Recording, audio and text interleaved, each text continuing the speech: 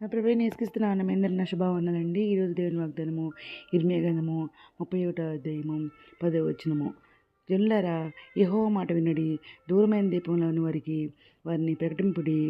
ఇశ్రాయేలును చెదరగొట్టిన వాడు వారిని సమకూర్చి గొర్రెల కాపరి తన మందను కాపాడినట్లు కాపాడును అని తెలియజేయడే అనే వాగ్దానం వచ్చిన పరిశుద్ధాత్ముడు అర్ధరాత్రి లేసి ప్రార్థన చేశాను. యేసుతులు చెల్లించి మరలా ప్రార్థన చేస్తే దేవుడు అన్నప్పుడు దేవుడు ఈ వాగ్దానం చూపించారండి. వెంటనే స్టాటస్ పెట్టినాను చూడండి. ఇక్కడ ప్రతిదినము కూడా దేవుడు మరి నూతనమైన వాగ్దానం ఇస్తూ నూతనంగా బలపరుస్తున్న దేవునికి కృతజ్ఞతలు చెల్లించుకుంటున్నానండి. మరి ఎన్ని మాటని కన్నా వాటిని అన్నింటినీ అందరూ తెలియచేయమన్నారండి. అందుకే నేను అర్ధరాత్రి తెలిసి ప్రార్థన చేస్తాను అన్నమాట. ప్రతిరోజు కూడా అదే కాలం సాయంత్రం ప్రార్థన చేస్తున్నాం. మనందరం కూడా ఇంకా అర్ధరాత్రి తెలిసి కూడా ప్రార్థన చేస్తున్నాం. ఇంకా స్తుతియాగం చేస్తున్నాము. ఇంకా బైబిల్ అయితే నేను పూర్తిగా రాస్తానండి. 3 సంవత్సరాలు అయింది బైబిల్ మొత్తం రాయడానికి.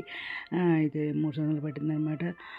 ఇంకా మరి బైబిల్ ధ్యానిస్తున్నాము. ఈ విధంగా చేస్తున్నాం కాబట్టి దేవుడు మన దూరమైన దీపంలో వరకు ప్రకటించమంటున్నారు అనమాట.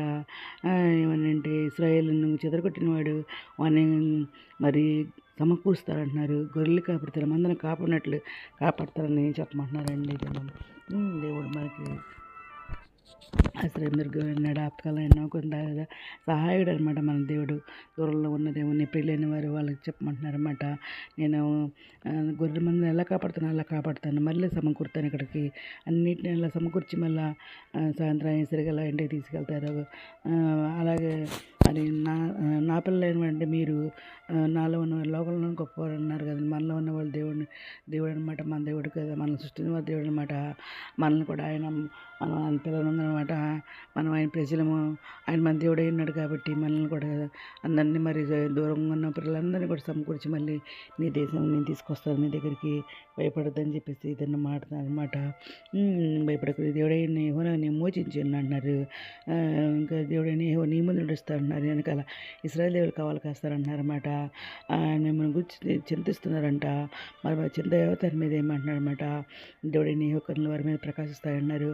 వారు యుగములు రాజ్యం చేస్తారంటున్నారు. నీ ప్రార్థనలన్నీ యెహోవా అది సఫలపరుస్తానంటున్నారన్నమాట. సూర్యుని కాస్తున్నప్పుడు చంద్రునికి క్షీణింపుడు అంటున్నారు. నేను నీకు నిత్యమైన వెలుగుగా నేను ఉంచుతాను అంటున్నారన్నమాట. ఇంకా దేశం ఎక్కడ స్థలం మీద నేను నిలబెడతానన్నారు. నువ్వు నీరు కట్టిన తోట వల్ల ఇప్పుడు నీటి ఓట వల్లే ఉంటావు అంటున్నారన్నమాట. నేను సహజ శుభసంగానే తరంలో సంతోషంగా నేను చేస్తానంటున్నారు.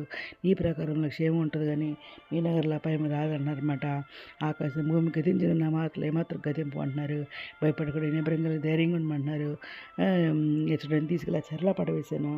మళ్ళీ ఎచ్చడిని తీసుకొచ్చి మళ్ళీ తీసుకొస్తానని చెప్పేసి అంటున్నారు. భయపడద్దు అంటున్నారు అనమాట. ఎవరి మనిషి తన మీద ఆనుకుంటుంది వాడిని పోలసంత వాళ్ళకి చేసేదాడు మన దేవుడు అనమాట. నిజంగా మరపెట్టారు సమీపం దేవుడు అనమాట. అందుకని ఇక్కడ మరి దేవుడు మరి జనులారా, ఏవో చెదరగొట్టిన మరి వారందరినీ కొట్టిన నేను గొర్రెల మందరిని కాపాడి మరలా తీసుకొస్తా అని చెప్పేసి దినం మాడతానండి. ఈ దినం మరి మాకు దినం మరి అందుకని శాస్త్రం ప్రతి నేను ప్రేమిస్తున్నాను అంటున్నారు. కాబట్టి విడువకుండా నీళ్ళకు చూసారని ఏదైనా మాడతారు. ఈ దినం మాకు అందరి జీవితంలో నెరవేరనుకుంటూ ఈరోజు మనం ప్రార్థన చేసుకుందాం. మౌన్నతర సరస్వతి మంత్ర నిగరమైన నామని కలిసి స్థుతిస్తున్నాను. నేను మీద ప్రపంచం ప్రతి పెట్టిన పేరు పెరిగి న్యాయం చేసుకోండి. ఆయన ప్రతి పెట్టి అవసరం తెచ్చి నాకు కోరికలు తెచ్చించండి. వీటిలో మంచి అగ్గిడి దేశాలు ఇవ్వండి. ఉద్యోగాలు తెచ్చండి. ఆది బస్తున్నారు అతి సాయం చేయండి.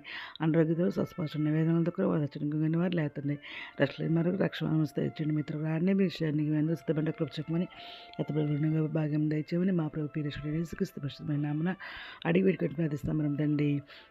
మీ అందిన ప్రార్థనలో మా కుటుంబాన్ని కూడా జ్ఞాపం చేసుకోమని మనం చేసుకుంటున్నానండి. ప్రభు సేవలో మీ సహోదరి. God bless you.